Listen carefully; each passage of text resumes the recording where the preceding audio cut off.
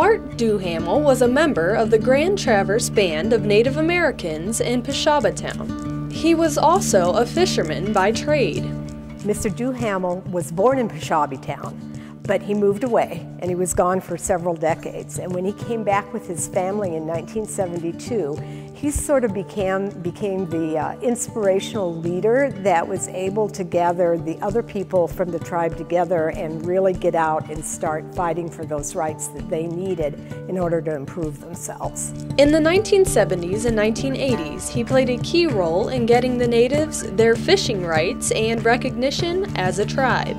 There was this real concern, not only among white fishermen, but others, that if the Native Americans had a totally unrestricted right to fish the way they had 100 years ago, that it would ruin the sports fishing up here.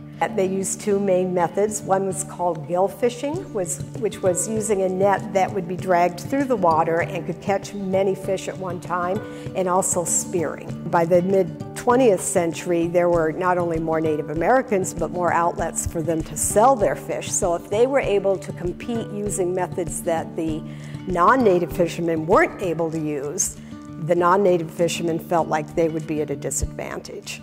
When Duhamel eventually moved back to town, he saw the condition that the natives were in and was determined to make change. I think when he came back, he was surprised at how unhappy a lot of the people were up there. And he was surprised by the conditions that some of the people that were there were living in. He knew other tribes were not in that condition. And what happened is some tribes were recognized more formally by the federal government early in the 20th century, and they received a lot more assistance. The Grand Traverse Band of Ottawa and Chippewa Indians gained their federal recognition by the U.S. government on May 27, 1980. Though Duhamel succeeded in getting the natives their rights, he was faced with much adversity along the way. Before the rights were actually granted, he went out and fished that way anyway, and he would be arrested for doing that.